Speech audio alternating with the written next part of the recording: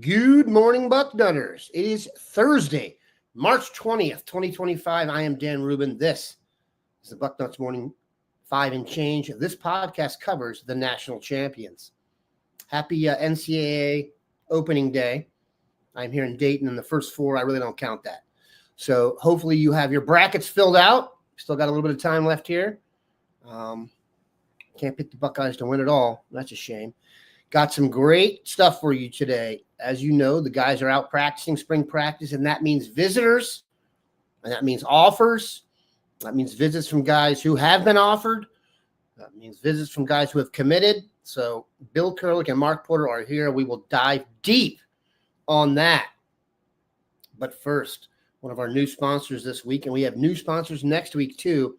So can't thank the Nutters enough for participating. And that is Brunt Boots. These things are amazing. If you need work boots or anything to do outside and want to put on the most comfortable, durable boot you've ever put on, I could not believe they actually sent us some boots to wear. And I'm not a construction boot guy, as you would guess from my lovely visage, but these things were super comfortable, super durable. I actually did a test on them because they're supposed to be oil and all this other stuff resistant. And it worked. My kids and I had fun with that. I was lucky to get the Omen work boot, lightweight, water resistant, slip and oil resistant. Like I said, heat resistant. I did not do that. I did not do the flame to the boot, but I'll take their word for it. Electrical hazard rated. Also, you get these boots, you go to your job, you wear them risk-free. If they don't handle it, you send them back and they will repay you. Best boots on the planet. They'll let you try any of their products, like I said, risk-free. And all of Brunt's boots carry the names of real workers in the trades who test and inspire them. They didn't just make a durable work boot. They reinvented comfort for the hardest workers out there. I cannot stress to you enough. These things are amazing. I don't know how they do it, but they feel like you've been wearing them forever right when you put them on, and they're still strong. For a limited time, our listeners get $10 off at Brunt by using code Bucknuts at checkout. Just head to brunt.com, BRUNT.com/Bucknuts. And use code Bucknuts and you're all set. Even better, like I said, Brunt lets you try all their products on the job risk-free. After you purchase, they will ask you where you heard about them. Please support our show and tell them Bucknuts sent you. All right. Speaking of hard workers who are durable and oil resistant, look at these guys. Bill Kurelic and Mark Porter. Bill, I said to you before the show, I feel like while these shows are thrilling and entertaining on their own, we do seem to be talking about the same topics. Spring practice has started. That means spring visitors have started. And that means some really big high school kids are coming in all over the country. They're coming from to play, hopefully, offensive line for the Buckeyes. Two more guys came in tomorrow. It really does feel like the theme of this season has been Tyler Bowen and the offers. Maybe I'm just responding to that because I'm into it. But Aaron Thomas and Chancellor Campbell joined the crew yesterday, or joined the offer list yesterday. Just to tease you guys, our next Buckeye in the Sky this week is Brilan Womack, a safety. And we'll be getting a little look at him later on. But first, Bill, bring us up to speed on, we're going to start with the visitors from the week. And the two guys we want to hear about are Aaron Thomas and Chancellor Campbell. Yeah, you mentioned big guys. Well, those two are big guys, no doubt about it. Aaron Thomas checks in at about 6'7" and 285. And Chancellor Campbell checks in at about 6'8" and 295. And talking to people that are very familiar with those two, they say that those heights are pretty legit on those kids, especially Chancellor Campbell. When you see a height and kind of automatic, you think, well, if he's listed at 6'1", he's probably 5'11". But not so much with those two. And they both landed Ohio State scholarship offers yesterday. Thomas from Phoenix Mountain Point, Arizona. He is going to make an official visit to Ohio State, he says. He's got official visits scheduled to Washington, Minnesota, Arkansas, and Texas A&M. But he now wants to make an official visit to Ohio State. And that offer yesterday moved Ohio State up among his top choices. With Chancellor Campbell, he's from St. Petersburg, Lakewood High School in Florida. And he has 3 official visits set: Miami, May 30th, Florida, June 6th, and Penn State, June 20th. He told me yesterday that he also now wants to make an official visit to Ohio State. Hasn't got that scheduled yet, but he wants to make an official visit to Ohio State. So those are 2 more guys to put in the mix as far as Ohio State and potential offensive tackle signees. We'll see. It is really, and I'm not saying this is a knock on any previous Ohio State offensive line coaches. Not at all. I mean, it's hard to criticize what Justin Fry did with the offensive line this year. A spectacular job. But it's been refreshing from a recruiting standpoint that Tyler Bowen is really – he's gone out and really got after things. A lot of offers, making great relationships out there and really working at it. And it's really been fun to cover, to be honest. All right. It has been impressive. You really get the sense of Bowen that he had his own list that he's been working on, and that when the gun sounded and he became an official Buckeyes coach, he had a list to work with that, as you said, Bill, is just a bigger list than what Justin Fry worked with. Justin Fry, I think in retrospect, we'll see, beyond good on-field coach. I think his performance as a coach will age beautifully over time. Recruiting just wasn't that into it. Let's just be honest. All right. As we are wont to do on the show, we like to look at offensive linemen off the hoof. So Chancellor Campbell, Mark Porter, let's learn about him together here. Your thoughts?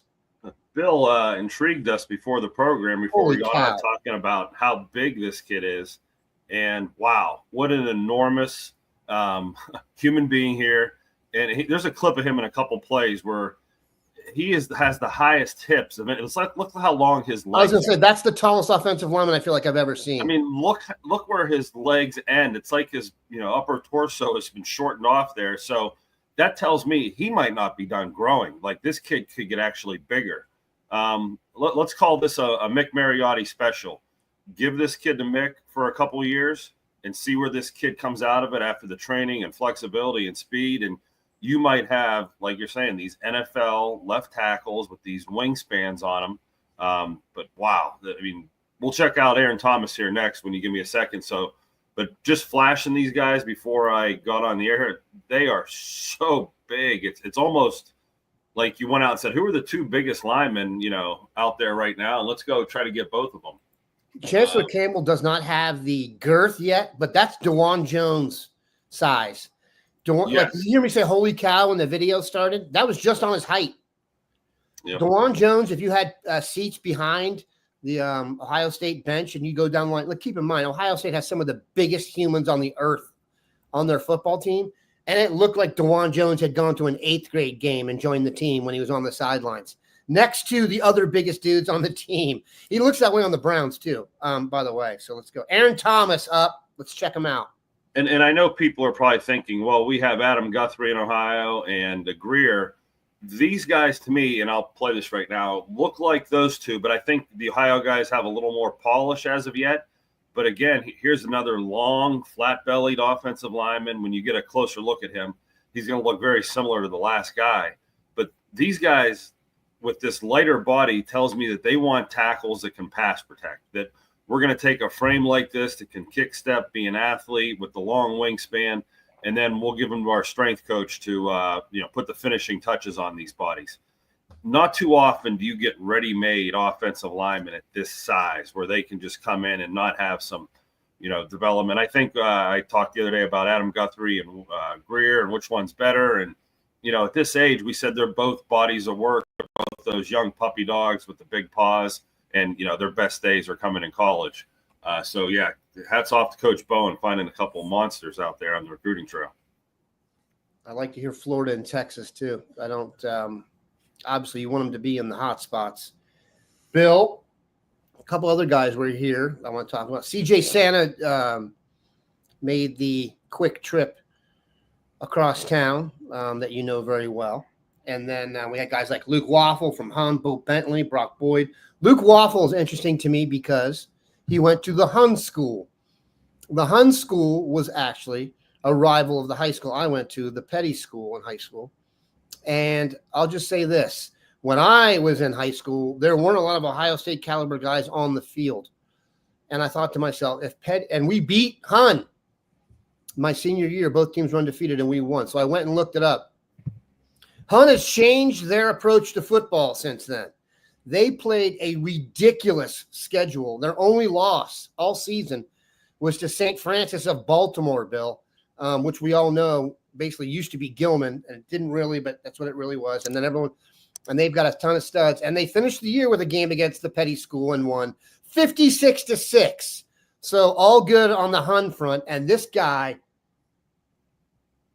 this is kind of hyperbolic, but if you were going to bet on someone to make the NFL, I would bet on this guy right now and feel very comfortable about it, Bill. Talk about him, Luke Waffle, and it does sound like he's already got a 2-team race, maybe? Yeah, I was actually talking to Luke till relatively late last night about his Ohio State visit, and you said it, Dan. This guy is a great player from a really strong program. See, he was 6'4", about 230, about a year or so ago. He is now 6'5.5" and 245. And if you saw the photograph I had of him on our front page when I posted the story last night, I mean, he's pretty well chiseled. He's not just a big kid. He's a rock solid kid. Ohio State, Larry Johnson has told Luke that he sees him as a Jack Sawyer, JT Tuimoloau type guy. And that's pretty high praise. It's pretty high bar to set when you're telling a guy he can be like that. I think in the end, the two schools that I know are absolutely in the running right now are Ohio State and Penn State. There's no doubt those two schools are in the running. It could well come down to those two schools.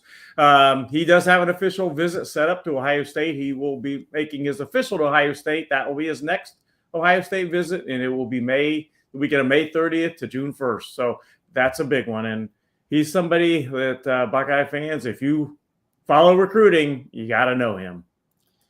I'm not comparing him to the Boses, but as Eric Turnbull tells you, his brother signed with some other school and then ended up at Penn State. So you're talking about brothers being capable of playing defensive end, both in the Big Ten. We've seen this movie. It ends well. Good Lord. I'm telling you, if you want to go watch a football player in high school, he's almost so developed that you're going to get people to tell you, oh, he can't grow anymore. Oh, he can't do this and that. I don't buy that. They said the same things about the Boses, and they've made in the NFL the gross product of a small Caribbean nation already. So fear not for them. Bo Bentley, Brock Boyd, more Texas guys, Bill, some more offers. Who else was here? Yeah, they had a number of guys. We talked about Thomas and Campbell getting offers yesterday. They had a number of guys that showed up at Ohio State yesterday. Not just showed up, they were scheduled to visit, but were at Ohio State yesterday that already had been offered by Ohio State. Bo Bentley, the quarterback from Salina, Texas. We just talked about Luke Waffle. He got his offer long ago from Ohio State. Brock Boyd is a wide receiver from a pretty good program, South Lake Carroll High School in Texas. And then we talked about CJ Sonnet, who, of course, had an offer from Ohio State since if I remember right, he may have been offered. He was offered on a visit to Ohio State a few months ago. So, they had some really good players there that already had offers from Ohio State. One of the question marks at this point is, who is Ohio State going to get as their quarterback in this recruiting class? For a while there, they had kind of cooled on quarterbacks, and then they lost a couple quarterbacks, of course, Devin Brown transferring and Aaron Nolan transferring. So now they're again looking for a quarterback for the 2026 class, and they're not in any panic mode. So many of the top guys have already dropped off the board because they've committed elsewhere, but that doesn't mean that Ohio State could not perhaps flip someone. That's always a possibility. Although the guy that they have at the top of the list, Dia Bell, I would be a little bit shocked if he flipped to anyone from his commitment to Texas. So, do they go all in on Bo Bentley? We'll see how that works out. It's just too early to say right now if that's going to happen.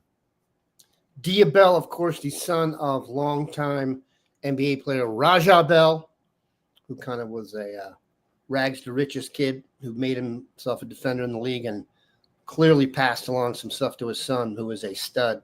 Got another ad for you here.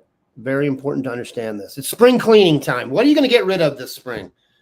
I think there's some people around you that want to get rid of a little bit of body odor. That's where Mando comes in. Get rid of your old deodorant. Start using Mando. Nooks, crannies, everywhere. Mark will tell you. It's a whole body deodorant, safe to use anywhere on your body. Created by a doctor who saw firsthand how normal BO was being misdiagnosed and mistreated, and clinically proven to block odor all day and control odor for up to 72 hours. Not to mention, Mando's starter pack is perfect for new customers. It comes with a solid stick deodorant, cream tube deodorant, 2 free products of your choice, like a mini body wash and deodorant wipes, and free shipping. And as a special offer for Bucknuts listeners, new customers get $5 off a starter pack with our exclusive code. That equates to over 40% off your starter pack. Use code Bucknuts at shopmando.com. Right on. All right. CJ Santa. Did you say you had him up in the queue there, Mark? I need you to pull that up for me. Yep. CJ Santa, earlier this week, we did our Buckeye and the Sky on that young man. So as just a rehash here, make sure you guys are on top of things. You need to be a premium subscriber to get Mark's best stuff. And that runs twice a week now. We're doing sometimes more depending on current events, but we're trying to do it this way. Buckeye and the Sky early in the week, and Ohio guy. Buckeye and the Sky later in the week, some other national prospects. So earlier in the week, we did CJ Santa. We teased the fact that later in the show, we're going to give you a peek at Brilan Womack, who's the national prospect. But for those of you who missed the CJ Santa video and review and scouting report exclusive, I'm going to give you a little taste here. And Mark, you can bring us up to speed on CJ Santa, what you think of him as a player, and then Bill, his recruitment. Yeah, we did Sincere Johnson last week, the linebacker from Glenville, and I classified him as a true Mike linebacker. Your true in-the-box, run-down guy that's going to blow up guards and, make plays in that, nasty area of football where a lot of the work you're doing isn't really 40 time related and, flashy. It's the dirty work. CJ Santa, same type of player. So we're doing 2 true Mike linebackers back to back. We'll give you a little tease of the video. I know Dan likes to give you a minute or so now, and then you get the rest when you go premium. You see him coming off the edge here just to show a little bit of his diversity or versatility. But truly, he's a Mike linebacker. And what I like most is when he triggers, and you're going to see a couple of good examples of that, he really can get to the ball and close down the space. Here's a good example. He puts his foot in the ground, goes. That's Levy Davis, the quarterback from Old Tange Orange. He is fast, so that's a heck of a play. And again, there, you see him put the foot in the ground and trigger. Boy, does he close some ground. But very similar to Sincere. I think Sincere was a little bigger, had a bigger, thicker lower body. They both run pretty good. Maybe Sincere showed off some athletic ability that, as he transformed his body and went from like 245 to 220, he got a little quicker. But, boy, there's another trigger play, and I think that's about halfway, Dan. So, if Ohio State was looking to bring in a true Mike, if either one of those guys signed, I think that's what they're getting. I kind of compared him to like a Pete Warner or even like James Laurinaitis wasn't much different than this, coming out of high school. So when I think your college coach sees a little of himself in you, that's good. But, I don't know which guy will commit and when they'll commit to the middle, but this isn't your Will or Sam linebacker like some of the other guys in Ohio, Storm Miller and Jacob Clapper down at St. Xavier. They've been offered by Ohio State and Ohio. Those guys are different, a little more athletic, and, fill a little different role in the defense. Thoughts, Bill? Well, CJ has official visits scheduled right now to Ohio State May 30th and Wisconsin, June 12th.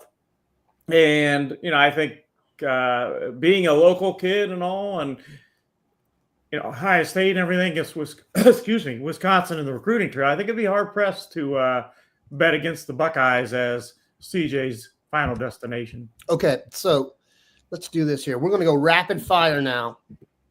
Actually, you know what? Let's take a look at Brilan Womack and then do that. We'll finish with the questions. I think it's better to do this. It'd be a good comparison here. So Brilan Womack, just to tease you guys a little bit, he's our Buckeye in the Sky coming up later today or maybe tomorrow morning. Depends on the tournament here. Safety. Yep, safety. And when I did his film, I thought I was watching the wrong player because his junior highlights were mostly him on offense and receiver. And I'm here to tell you, he's a scholarship receiver on offense too. I dug into his sophomore tape, his junior tape, and we found enough defensive clips. How about 3 pick sixes in a row to start off the tape? I mean, he is in the right place at the right time a lot, or he's really good. He's got that Brandon Innes type feel as a receiver, 5'11", 195 pounds. You see him there come up with a lucky pick for an interception. I don't know if that ball was kind of tipped to him or was a misguided throw by the quarterback there. But there's something to be said. And then not only does he have 3 pick sixes to start the film, I think he starts this off with 6 or 7 interceptions in a row where, I don't know if you can contribute that to so many bad balls but then the next part of the film goes into his hitting ability and how he comes downhill from the safety position. So, if you watch film with me, we got to check boxes and ball hawking, check, run down stops, check, coverage and hitting people over the middle, check. So, and then of course he might be a return guy or something like that on special teams. Either he's on a coverage unit coming down and using that athletic ability, or he's the one catching it. He had 2 or 3 punt returns for touchdowns, kick returns for touchdowns, which goes without saying. If you're an Ohio State level player on defense, you're probably a big time player on offense. His high school team is not shy about using him on offense. One thing I think is important to remember is that in recruiting, you want to be able to show the guys that you're recruiting that you can take what they've done and translate it to Ohio State and the NFL. This kid's going to be making his college decision next year around the NFL draft, and there's going to be a safety from Ohio State that's going to get picked very, very high in the draft next year. So safety recruiting won't be maybe as difficult as it has been in the past, if it ever has been.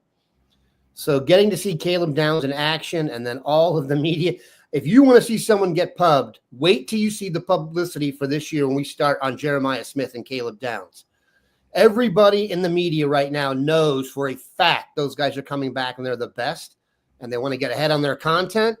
You're going to get features, combo features, individual features. So safety recruiting should get very, very smooth if it wasn't already. It already has been. Okay. One very interesting thing is Ohio State already has a commitment from Jacob Weatherspoon at safety, and he'll be compared to Womack in the video, and I think you guys will be interested in that as well. But I digress, or tease, whatever you want to call it. Let's rapid fire these questions, and I know rapid fire for Mark and I isn't always our strength. So I'm going to not talk and let you guys handle this. We're going to go rapid fire. Mika, how many questions will you get in the rapid fire? Over, under at 3.5. Thoughts on Ace Brown, Archbishop Hoban, athlete, and Arthur Scott, defensive lineman, Streetsboro High School. Mark, you're on the mark. Yeah, this is right up my alley. I really like Arthur Scott at Streetsboro. He is an inside guy that has come a long way. I don't know if he's Buckeye caliber right now, but I think he'd be a guy that should go to the Ohio State camp and give it a shot. If they're looking for a true inside center, put his name on the list. But I think Landry Breed would probably trump him and be the guy they would take first at that position. Then it would go down to an Arthur Scott. Ace Brown is a kid we've been following for a while. He's played tight end. He's played linebacker. He has MAC offers right now. I largely see him as a pretty good MAC player. He's been training, and I know he's working on his speed because I think that's what he needs to improve upon if he wants to be more than a MAC player. But he's a camp kid for Ohio State, but I don't think he's an Ohio State kid. If you ask me which one had a better chance, I'd put it on Arthur Scott from Streetsboro. Bruce Beal asks, and who better to answer than the dean? Does Terwilliger have much pull with the Olentangy kids, Bill? You going to let them know who Terwilliger is and why you know about Olentangy? Yep, Ed Terwilliger is one of the program assistants for Ohio State right now. He was the very successful head coach at the school that's within a couple miles of where I live, Olentangy High School. He was a longtime head coach at Olentangy High School before he arrived at Ohio State. And again, he was very successful. He does a great job now at Ohio State. He is mainly in charge of the kind of recruiting or getting things started with the Ohio kids because of his Ohio background and knowing all the coaches around the state. And, but he also branches out. And being from Olentangy, that is why someone asked, does he have a in with those kids? And Ed hasn't been at Olentangy for a number of years now, so I'm not sure that that is a big factor in current Olentangy players' decisions. But I will say a factor is that Ed Terwilliger just does a great job. So, yeah, that helps. Speaking of Olentangy, Mark, you mentioned Levi Davis. Is that his name, the quarterback? Yeah. He's also, I think you'd call him the combo guard on Olentangy Orange's basketball team, which will play in the state championship game this weekend against Reynoldsburg, kind of an all-Columbus final in Division I. I am pulling for Olentangy Orange blatantly. He just committed to Ohio University, I believe, a week ago as a quarterback. So that's where he'll be headed for college. I'm not going to say he's the MVP of the basketball team because Devin Brown is on the team and he is going to Davidson, very much in contention for Mr. Basketball. But that dude is an athletics. You can watch some guys play sports and just know they are studs. And it is not surprising at all that he's a quarterback. He has some guys and basketball players who are quarterbacks have that vibe. But the ball finds them on big plays. You can get their coach calls plays for him in big situations a lot. They're also have the tremendous play of Ellis Appia, who is headed to Denison to play basketball and will be rooming with, allegedly, a very handsome kid who lives in my house. If Davis was taller, we would strongly be Ohio State good. We'd be strongly talking about, yeah. His movement. He's only 6 foot. He's not even 6 foot. I'm being nice. But that's what I'm saying. Like, if he was 6 foot, there'd be more consideration. He really, every time I've stood next to him for the past couple of years, I'm like, please be taller. You know, built, sudden, built, everything you sudden, want. Yeah. Spins it, nice kid, checks like so many boxes. So, really hats off to him for doing it in 2 sports. But I want that to be a compliment to him, not a definitely. knock. Yeah, that he's that caliber type of an athlete.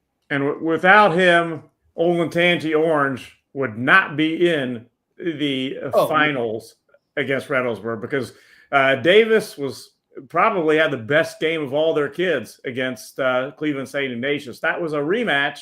St. Ignatius was the defending Division I state champions, and Orange knocked them out. That was a rematch from a game earlier this season. Orange won at the beginning, early in the season, in overtime, and Orange beat St. Ignatius in overtime in the state semifinals, and Davis was a huge part of that. I'm pretty familiar with Orange because my daughter was a softball player there, and my son was a basketball player there. So it's going to be interesting against Reynoldsburg this weekend, but I think the betting favorite would be Orange to win the state championship this year. Fair, but as I told you, Bill, in our many discussions via text, when the truth really comes out, no one can have access to those ever. I would have to leave the country. However, Reynoldsburg, I think, starts 4 Division I commitments, and they have been on a run. I know people don't want to hear about Ohio high school basketball. You want to talk about a miracle run and miracle plays? Reynoldsburg, in the game of the year, played Olentangy Liberty in the game before they got to so that would have been the state quarters, or maybe it's where they were down 6 in double overtime with like 40 seconds left and won. They were down by 1 with a second left in their last game and ran the best inbounds play I've ever seen for a wide open layup at the buzzer. So this will be a clash of titans, man. This will be worth the price of admission. So you've got all the state championships at UD this weekend, starting Friday and really going consecutively until the 8:30 tip-off Saturday night between Orange and Reynoldsburg, the main event, Division I final. So if you love hoops, bring one of those things you can sit on because you're going to be there for a long, long time. All right, quickly. Bill, Jim Jackson, as I say always, not sure if it's the real one. If it is, thank you. What's up, fellas? Does Jackson Cantwell from some town in Missouri touchdown in Columbus today? Thoughts on landing the elusive white whale, William? Well, Jackson is supposed to arrive in Columbus today. Again, I always say on unofficial visits, you never know 100% sure until they actually arrive. But he is supposed to arrive in Columbus today. He is then supposed to be at Ohio State's practice on Friday morning, and we'll see what happens. I'm not particularly, how would you say, positive in regards to Ohio State getting Cantwell. I don't rule it out. I just think if I was going to have to pick right now, I would pick the field versus Ohio State for Cantwell. But again, we'll see. He's visiting, supposed to visit, arriving today and visiting tomorrow. So that gives Ohio State absolutely a chance, in my opinion. I'm going to let these guys go, but I'll let you know this about Jackson Cantwell. I think we need to be realistic here in this show. We probably contributed to the angst of Justin Fry not getting his white whales in the last 2 cycles. So somewhat apologetic about that. You make no apologies when you win the championship, though. We just contributed in our own special slight way. But we will see. That'll be an interesting one. Jackson's one to follow. And I will say this. If you follow up on what he's told Bill recently, I'm more optimistic now than I was before. So there's a little tease to kind of back off the non-tease. Thank you to Bill. Thank you to Mark. I've got to read you guys another ad, and it's a good one. And it's one we've had for a while. And this is a company that if you've tried this out, I guarantee you're a repeat customer. And that is Factor Meals. As I've said this, somehow they've managed to create food that you can cook in 2 minutes. You can put meat products in there like chicken, and it tastes delicious. I don't know how they've done this. I have been anti-TV dinners / microwave food my whole life because I'm a kind of a food snob. Factor has completely changed that. Total choices. My kids even like it. And obviously, if you're in a house with children and you got to feed everybody nightly, it's nice to have a little 2-minute break in there. No prep, and you get great food. It arrives fresh and fully prepared, perfect for any active, busy lifestyle. 40 different options across 8 dietary preferences. It is ridiculous. It's got stuff. Also, not just food, like I told you about meals, like wholesome smoothies, breakfast, grab-and-go snacks, more add-ons. Eat smart with Factor. Get started now with factormeals.com/factorpodcast and use code FACTORPODCAST to get 50% off your first box plus free shipping. That's code FACTORPODCAST at factormeals.com/factorpodcast to get 50% off plus free shipping on your first box.